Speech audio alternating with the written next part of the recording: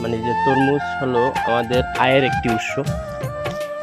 এই পটুয়াখালী জেলার মানুষ ম্যাক্সিমাম মানুষই তরমুজ দেয়, তরমুজ দিয়ে থাকেন।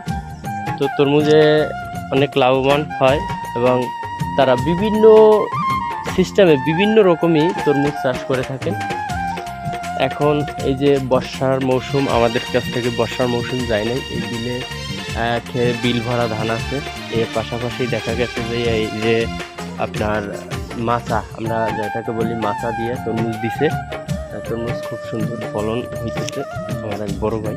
এরপরে আমরা বিলে চলে যাব, বিল থেকে তরমুজ আবার চাষ করব, বাজারজাত করব। এই তরমুজটা দেখা গেছে যে আর 10 থেকে 15 দিনের ভিতরেই এই তরমুজটা বাজারজাত হইবে।